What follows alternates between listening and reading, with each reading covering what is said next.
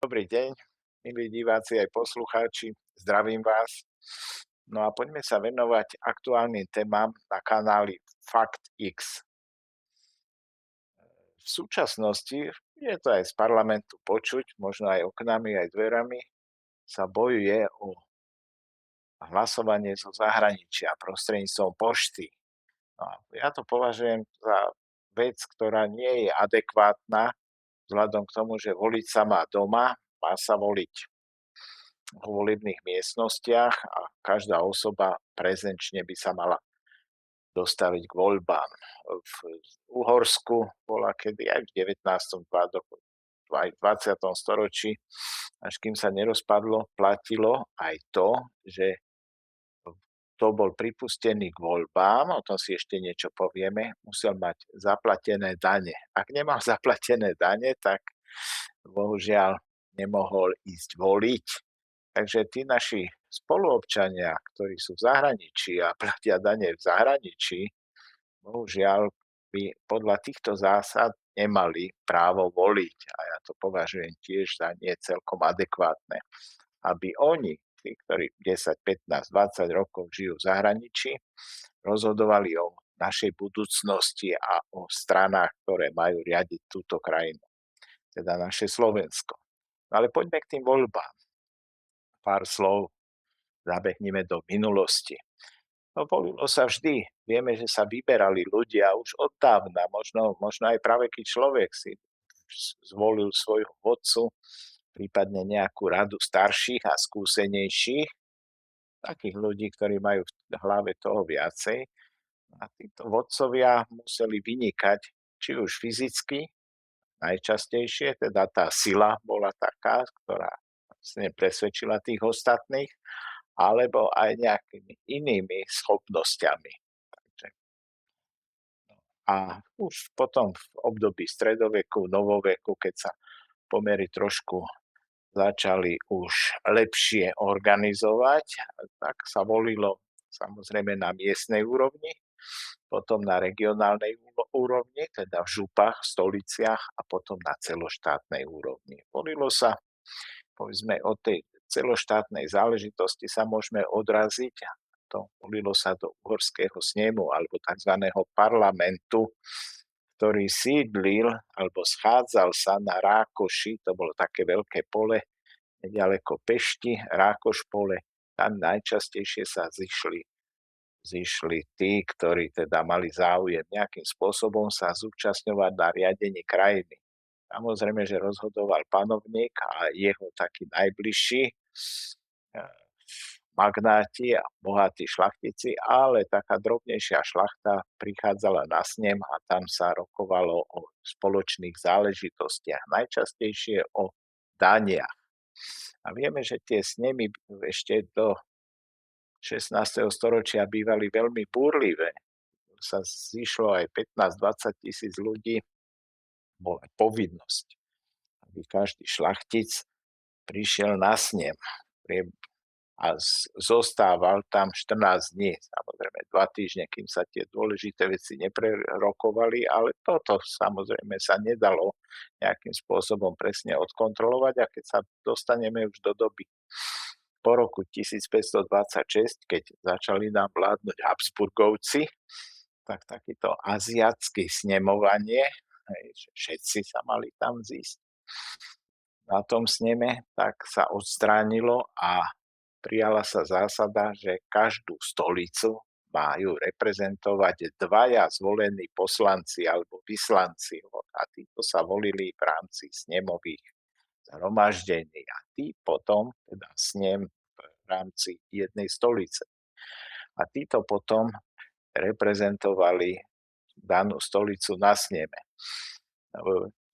Dvaja šlachtici, bez ohľadu na to, koľko šlachticov bývalo v tejto stolici. Boli stolice, kde bolo 300-400 šlachticov, tí mali takisto dvoch zástupcov a aj stolice ako Nitrianska alebo Bratislavská, ktoré mali až 9-10 tisíc šlachticov, aj tú istú stolicu reprezentovali dvaja snemoví vyslanci. Okrem toho slobodné kráľovské mestá si tiež zvolili dvoch vyslancov, Ale je zaujímavé, že v Uhorsku až do 30. rokoch 19. storočia všetky slobodné kráľovské mestá mali jeden hlas dohromady. Tak to bol taký anachronizmus, ktorý sa postupne darilo odstrániť. A tieto uhorské feudálne snemy mali takú svoju zvláštnosť v tom, že sa tam rečinilo po latinsky a až v roku 1830 začala sa k slovu hlásiť maďarčina. Snemový vyslanec alebo poslanec, dnes im hovoríme, tak ten musel mať naštudované, o čom chce hovoriť a len zhrnul svoj príspevok niekoľkými slovami a zvyšok dal k dispozícii v písomnej podobe, aby ten snem veľmi sa nepredlžoval alebo nevznikli tam nejaké ďalšie nejasnosti. Tak a potom tí pozorovatelia, ktorí nám zanechali nejaké správy o snemových záležitostiach, hovorili, že snem býval veľmi pokojný už od polovice 18. storočia. No, nedochádzalo k výtržnostiam ani k bitkám a podobným záležitostiam, tak ako v tých dobách predchádzajúcich. Takže kultivovaný bol ten snem už od začiatku 19. storočia. Navyše, každý slušne oblečený občan mal prístup do snemovej siene a z balkóna mohol sledovať, čo sa tam deje. No ale väčšinou pre bežných ľudí v Bratislave zasadal snem takmer pravidelne.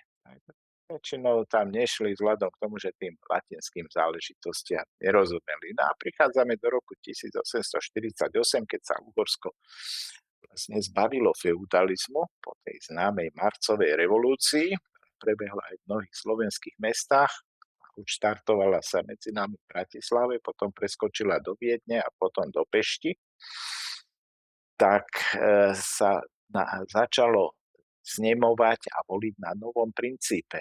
A to bol princíp taký, že už nechodili na snem len šlachtici a nevolili sa šlachtici, ale volebné právo získali aj nešlachtici. Lenže títo nemohli voliť všetci, ale boli obmedzení tzv.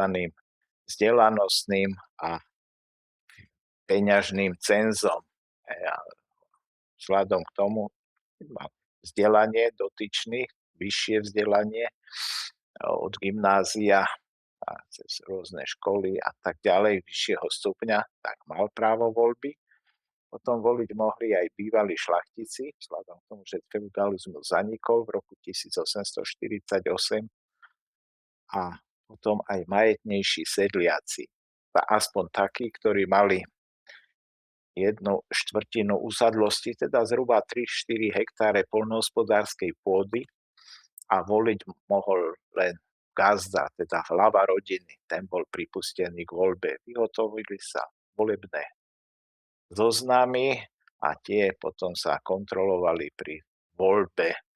Volilo sa po okresoch, vzhľadom k tomu, že celé Uhorsko bolo rozdelené asi na niečo vyše 400 volebných obvodov alebo volebných okresov a volilo sa vždy v hlavnom meste alebo volebnom meste toho volebného okresu.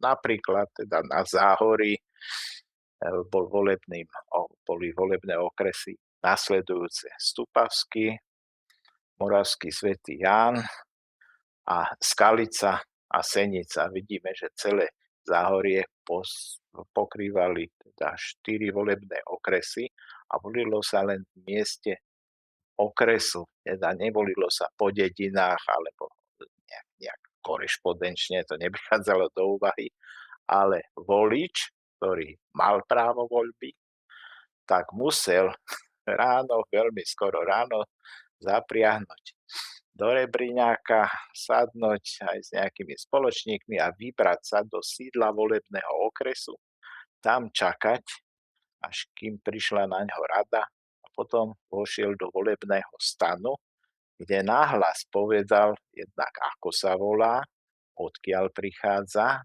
skontrolovalo, že či áno, či je vo volebnom zozname a nahlas musel povedať, komu dáva svoj hlas. Takže to neboli to voľby také, ako my poznáme, tajné, ale verejne sa volilo. A to bol problém prakticky až do zániku Uhorska, o tom si môžeme veľa povedať, ale na druhej strane vidíme, že v tých volebných okresoch nekandidovali žiadne politické strany, ale kandidovali osobnosti, ktoré museli prísť do okresu, svojim voličom zvolať nejaké zhromaždenia predvolebné, na nich rečniť, oboznámiť so svojím programom, niečo posľubovať a čo bolo veľmi dôležité, tak museli svojich voličov pohostiť vínom, nejakým pečeným mesom, muzika k tomu samozrejme musela vyhrávať, takže to boli typické také predvolebné zhromaždenia, ktoré už dneska samozrejme nie sme svedkami tohto, ale vlastne to predvolebné obdobie bolo aj z tohto hľadiska pre voličov príťažlivé, lebo si tam zajedli, niečo vypili, porozprávali si, zoznámili sa so svojím kandidátom a potom v deň voľby mu dali hlasy. Nie vždy to samozrejme vyšlo. Títo zvolení kandidáti potom na úrovni uhorského snemu parlamentu, ktorý zasadal v Budapešti pravidelne až od roku 1866. Tam boli rôzne prestávky v období Bachovho absolutizmu.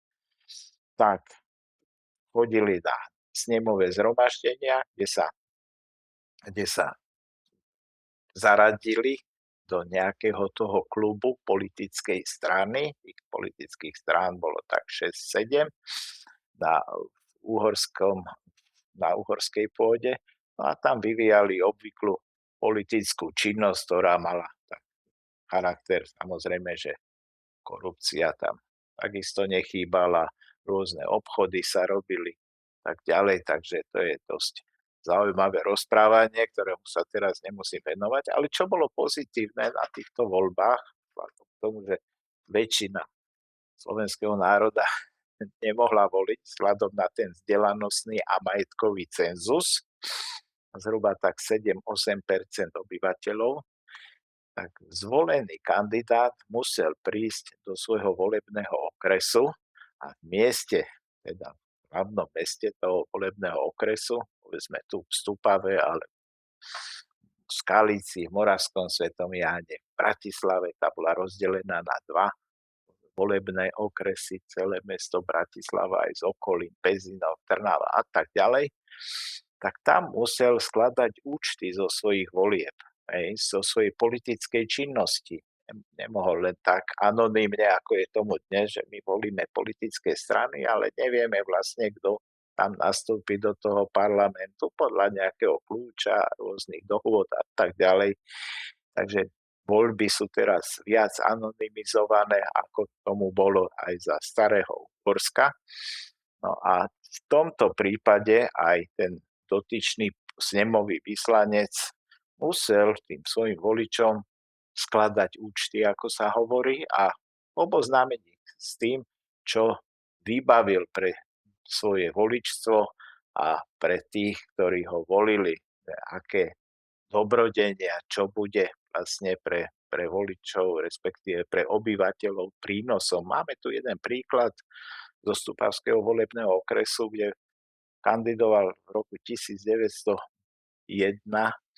farár z Devinskej Novej Vsi, volal sa Trubíni. Trubíni, náš Slovák pôvodom, za ľudovú stranu získal mandát a na parlamentnej pôde, dajú sa jeho vystúpenia aj dohľadať, tak veľmi intenzívne urgoval uhorskú vládu, aby vykonala predovšetkým protipovodňové opatrenia na ľavom brehu rieky Moravy, lebo Morava sa často vylievala a zalievala lúky, polia, poškodzovala vlastne poľnohospodársku pôdu a poukazoval na to, že Rakúšania už na tej druhej strane Moravy už majú hrádze hotové, len tu v Uhorsku chýbajú peniaze a toto sa snažil nejakým spôsobom presadiť u vlády. Takže konkrétne za ten svoj volebný okres vystupoval a bojoval za nejaké zlepšenie života.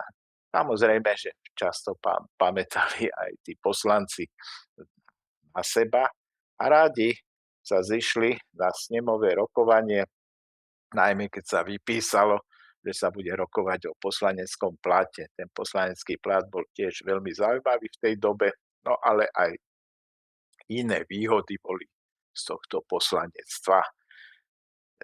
Takže uhorskí poslanci, medzi nimi sa našli aj Slováci, aj tak Slovákov bolo oveľa viac, ale ľudí slovenského presvedčenia, ich bolo menej, tak najviac slovenských poslancov bolo zvolených až v roku 1906, dohromady 7 za ľudovú stranu, z toho 6 na území Slovenska a jeden Milan Hodža získal v takom kombinovanom okrese na Dolnej Zemi v Kulpíne, kde ho volili aj Srbi, ale aj tamojší Slováci.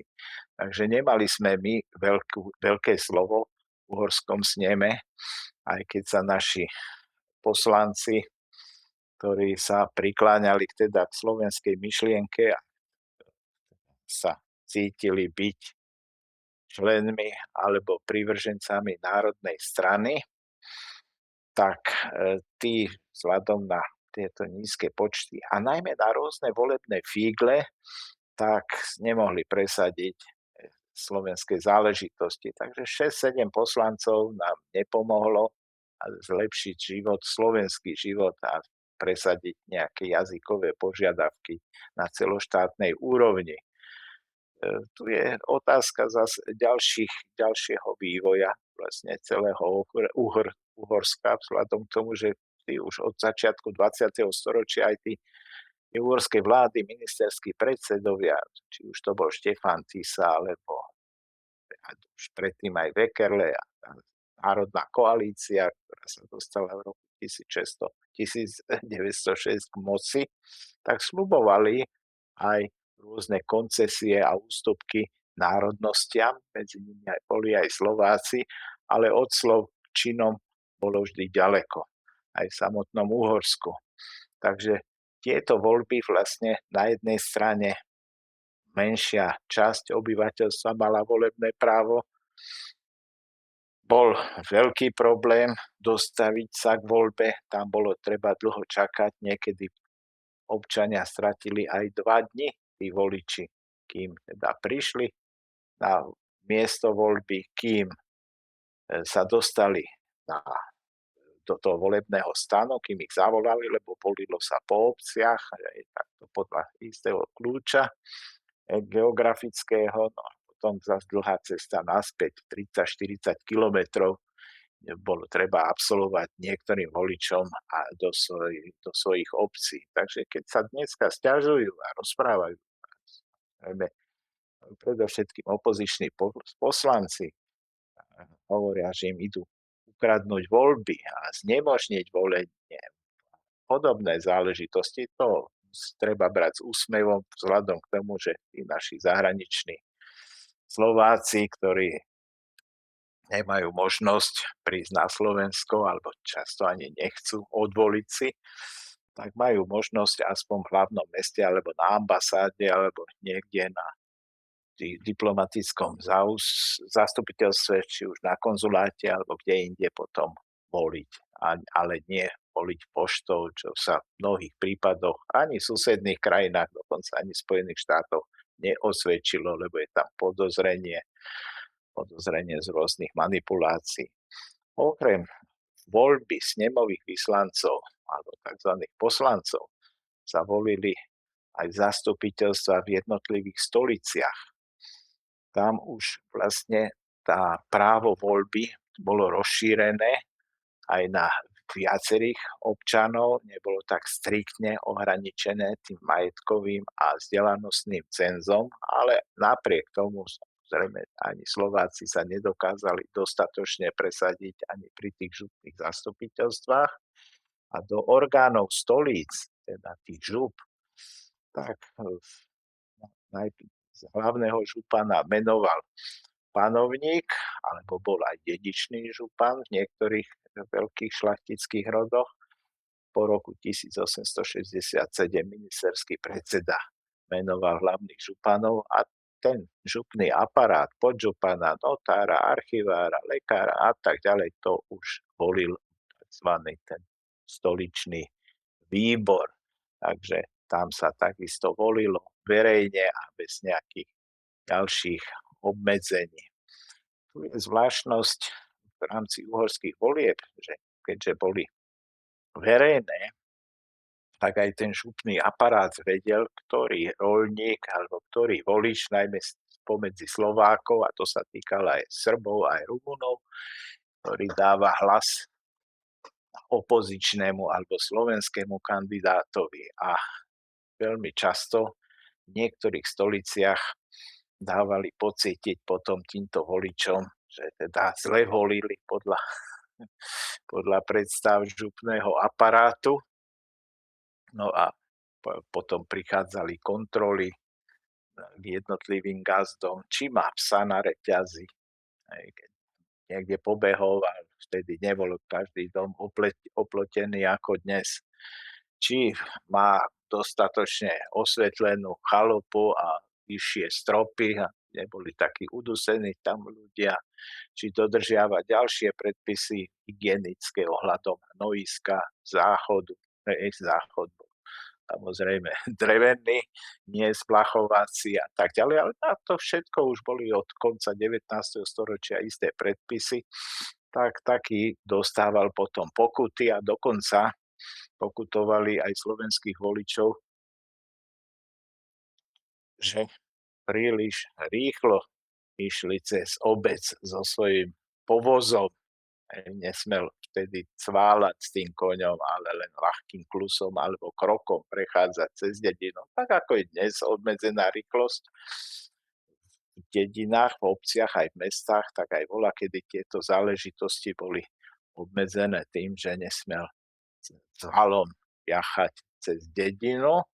No a aj taký slovenský volič z Osenice dostal pokutu 4 koruny, ale to bolo dosť bolestivé, vzhľadom k tomu, že tak mzda poľnohospodárskeho robotníka za celodennú prácu bola tak 1,50 Kč, samozrejme nejaká stráva a vypiť, tak dostal pokutu 4 koruny a obvinili ho, že cvál so svojím povozom cez dedinu. On sa bránil, že on ani kone nemá, len kravy, ale aj tak nakoniec pokuta mu riskala.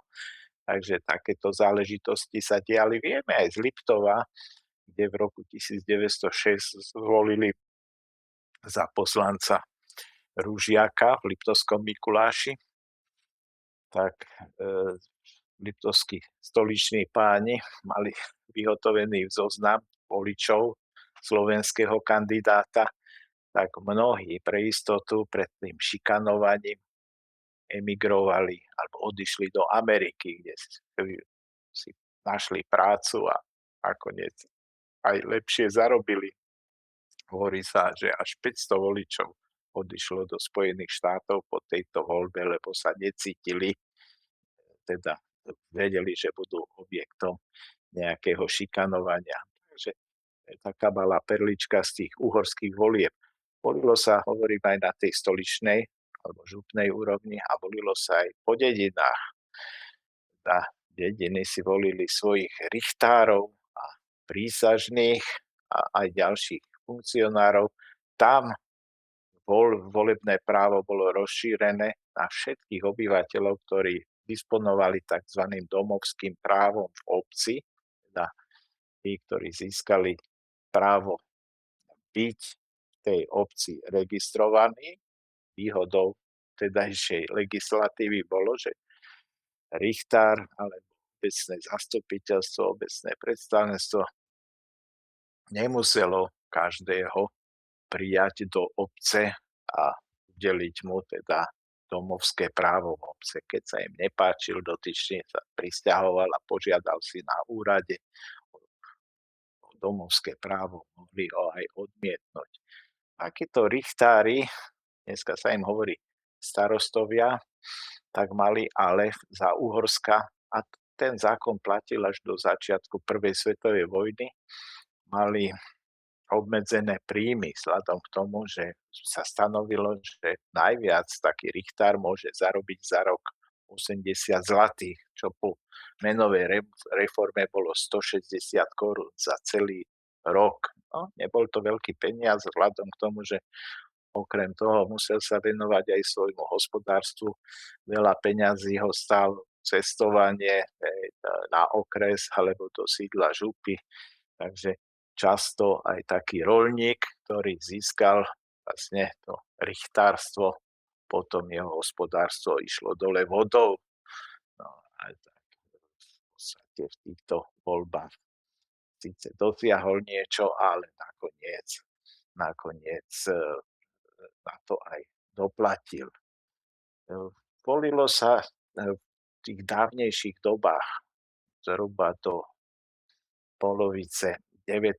storočia, volilo sa len hlasom alebo výkrikom alebo zdvíhaním rúk a volilo sa v každej obci na základe nejakých takých zdedených zvykov. Volilo sa vždy v nejakom inom čase. Povedzme, viem, že vo Vrbovom sa volilo 1. januára, v iných obciach na svätého Mikuláša. Často to bolo spojené aj s patrónom farského kostola, teda v taký sviatok sa volilo, že sa tá obec, teda muži sa zišli na nejakom mieste, vo Vrbovom sa schádzali na cintoríne a volili tam vlastne svojho richtára a aj mestské predstavenstvo. To fungovalo až do revolúcie v roku 1848, keď sa veci zmenili. Samozrejme, vtedajší obyvatelia v období feudalizmu sa príliš nestarali o zahraničnú politiku ani o tie záležitosti štátne. Ich najviac zaujímali, aké dane budú platiť, aké dane a aké roboty, lebo bola povinná práca na obecnom aj stoličnom majetku v dávnejších dobách aj na opevneniach protitureckých, čo oni budú musieť odviesť štátu a vrchnosti. Tak to ich najviac zaujímalo. Takže prichádzame teraz ale už do 20. storočia, keď v roku 1910 sa pripravovali isté volebné zmeny, aj čo sa týka tej parlamentnej úrovne. Mal sa zvýšiť počet volebných okresov, aj ako liberalizovať ten striktný volebný zákon. Majetkový a vzdelanostný cenzus sa mal rozvoľniť, lebo v tej rakúskej časti monarchie bolo od roku 1907 zavedené už všeobecné volebné právo, ale pre mužov. Muži mohli voliť. A všetci muži, bez ohľadu na vzdelanie aj na majetok. Takže Uhorsko v tomto smere zaostávalo, ale boli už pripravené isté kroky, aby sa približovali k tým nejakým liberálnym tendenciám, ktoré v tej dobe už v Európe sa ozývali. No ale prišla svetová vojna a všetky záležitosti už boli sa odložili. Že aj počas prvej svetovej vojny sa hlasovalo aj o volebné práve žien. Tesne prepadol ten návrh, aby aj ženy mohli voliť v roku 1918. Aj vzhľadom k tomu, že počas prvej svetovej vojny ženy boli zapojené vo veľkom množstve do vojnovej výroby a do služieb, vzhľadom k tomu, že väčšina mužov od 18 do 50 rokov, aj niečo starší, tak boli na fronte, tak ženy zastali tú mužskú prácu a preto sa rokovalo veľmi intenzívne udeliť ženám volebné právo. Ale to sa nestalo. Až keď vznikla Československá republika, tam boli také demokratickejšie, liberálnejšie pomery hneď od začiatku presadené a bolo zavedené všeobecné a tajné volebné právo, lenže zmenil sa ten systém volebných okresov, rozčlenilo Slovensko na také veľké volebné obvody a kandidovali už osobnosti, ale kandidovali strany. Pamätníci, ktorí zažili aj uhorské voľby, aj potom československé, najmä v roku 1920, spomínali, že ľud bol dezorientovaný týmto novým stranickým systémom. Vyjadril sa aj farár v tej dobe v Krajnom, pôsobil Michal Podický vo svojich spomienkach, že väčšina ľudí ani nevedela, koho má voliť a ako voliť, lebo to bolo niečo nové. Teda ten rok 1920 bol takej dezorientácii mnohých voličov, tak nakoniec tu zvíťazila sociálno-demokratická strana Československá, no ale potom už ako predsa len vzdelanostne slovenský národ vyspel počas prvej Československej republiky aj napriek rôznym šikanom a prekážkam.